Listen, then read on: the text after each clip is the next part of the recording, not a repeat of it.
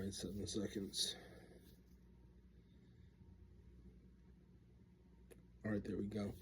Alright, shalom, shalom. First and foremost, I want to give all honor, glory, and praises due to Yahweh, Ba'ashem, Yahweh Shai, Ba'ashem Rakakadash. And again, double honors to the elders and apostles at Great Millstone who teach the truth and sincerity, and also who rule well. Peace and salutation to the hopeful elect that scattered four corners of the earth, which are you so-called Negroes, Latino Hispanics, Native American Indians, the true Israelites that's coming out that like nation of Israel. And Israel, the nation that the Lord is only dealing with, and no other nation, okay? It's brother Yuwanathan from Great Millstone, Detroit, coming back at you with another lesson. And this is just something that I just wanted to, I was watching the Elders and Apostles video was put up today, but I believe it was an older video, one that I've never seen, but touched on lessons and scriptures that I wanted to get exalted on. All right, so just Hebrew 101. Our enemy in this captivity is Esau Edom. He has a resume for a lot of things that he has done to us. He's done to the world, done to the environment, so on and so forth, man. That's why he is that snake, that viper from that garden. And it wasn't a literal snake in that sense, but it was a man. And we get into the Hebrew is a very blunt and straightforward language. You might call somebody a jive turkey or something, but when you talk into the Hebrew, if you call somebody a snake or a viper, that was basically cussing you out. Okay? Now, when you get into the scriptures, let me grab it. John 10 and 10. This resume fit.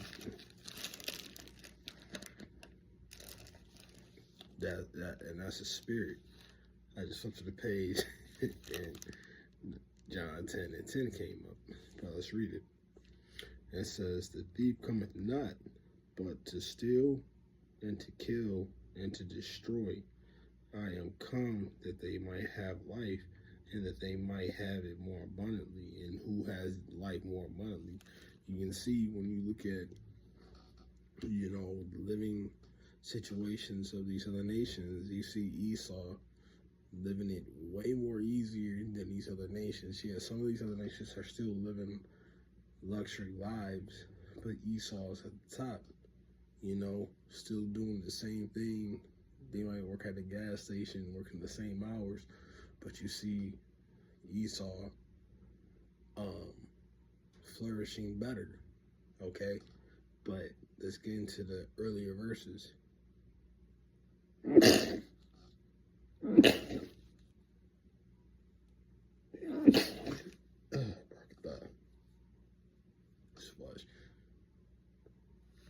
And it reads, so get that blur out. It says, "The thief cometh not but to steal and kill and destroy." And when I was watching the Elders and Apostles, we had, Elder Apostle Tahar, Elder Apostle Gabar, Elder Apostle Ramlab, and Elder Apostle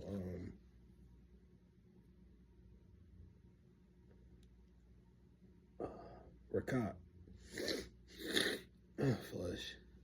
And one thing that they were talking about when they were getting into like certain foods that they like, because Elder Apostle Ramlab and Elder Apostle Tahar was getting into cashews. But, all our food is really not traditionally, but really just GMO'd. Now, you got a brother by the name of Malak.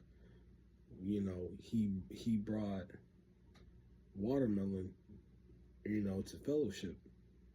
And, it was that righteous watermelon with seeds.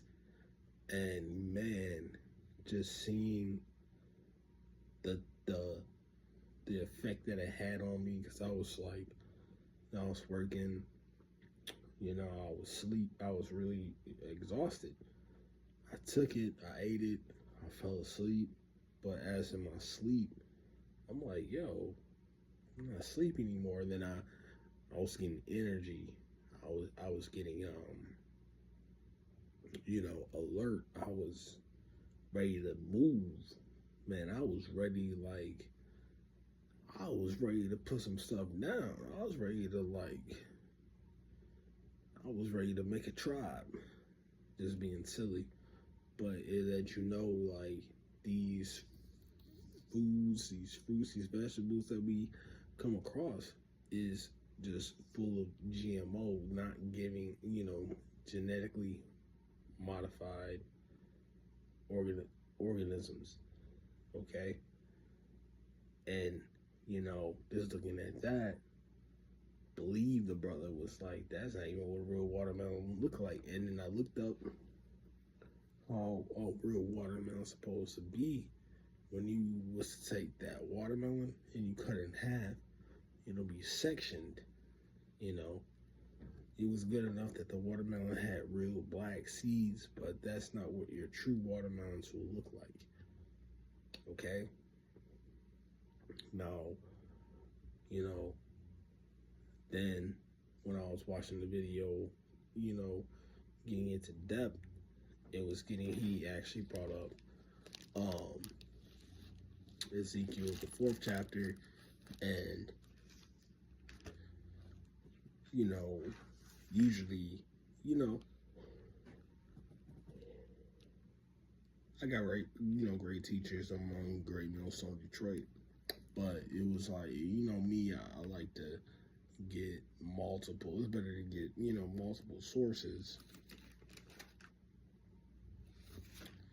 because you might have, a sesame seed amongst, brothers that might go off. Not saying purposely, but, it happens. They might interpret it a little bit differently. But, he brought out, when I'm waiting for him to, the elder Apostle Tahar to, like, get the scripture that he was thinking of, and I was like, it's Ezekiel the 4th chapter. And right there, it's Ezekiel the 4th chapter.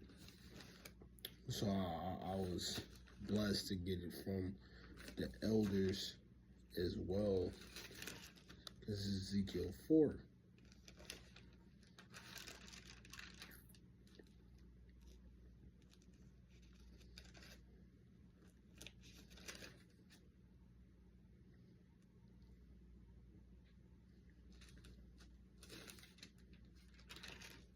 And I'll just, end off on that and explain it as well.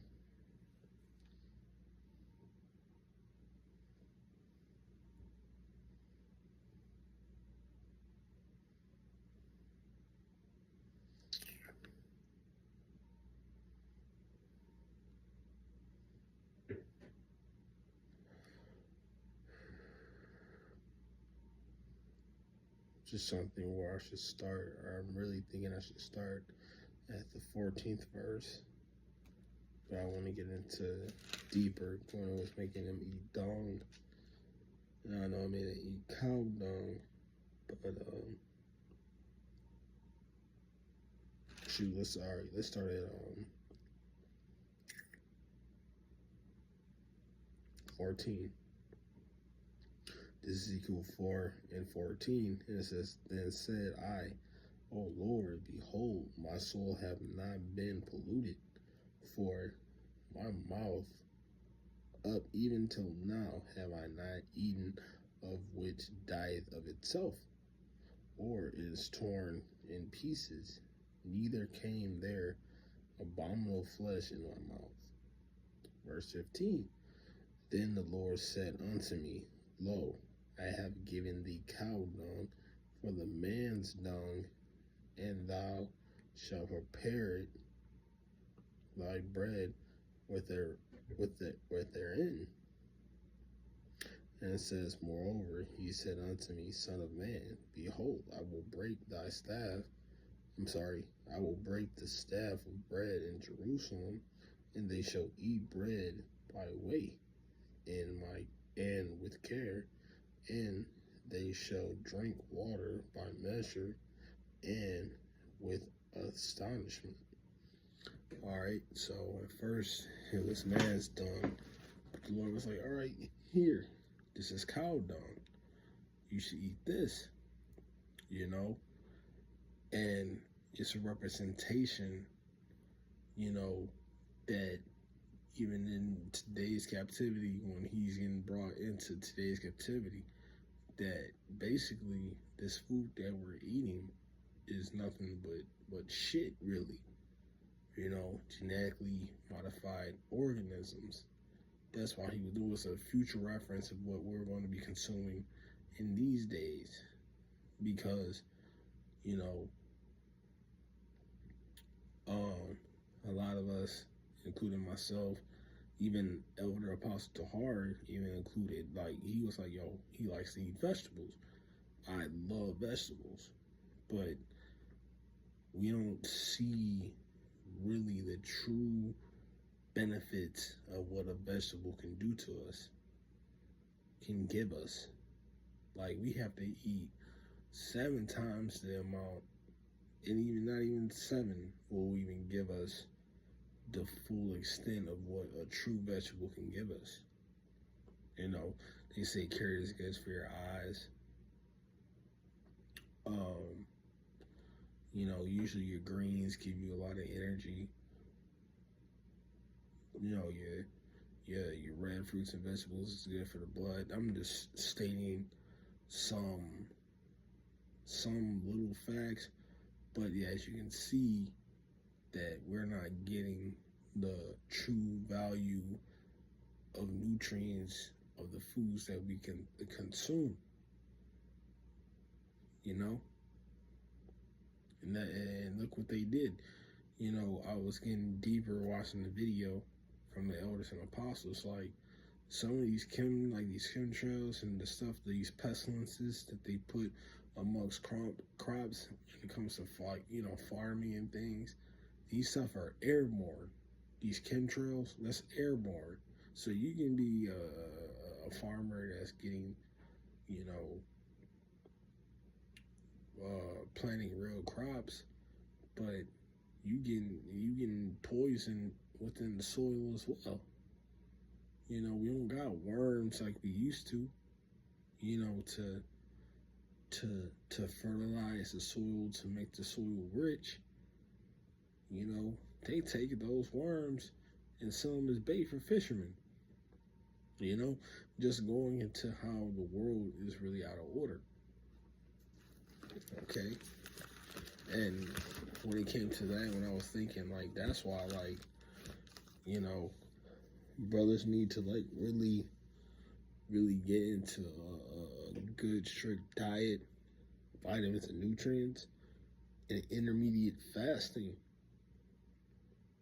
You know, because we're not really getting these things. So it's really time for us to, like, really seek the Lord, you know, repenting and getting right. Okay? Because now it's really time for us to fight and condition ourselves, especially with how things is going in these markets where everything is getting and prices are going higher, but the money is losing its value. Okay? But nevertheless, I didn't want to make it too long, but, you know, again, I want to give all honor, glory, and praise to due to Yahweh, Ba'ashem, Yahweh Shai, Ba'ashem Rakakadash, and again, double honors to the elders and apostles that gave me soul, teaching, truth, and sincerity, and also who rule well. Peace and salutations for hopeful elect. I'm going to close out, say shalom, and on to the next lesson.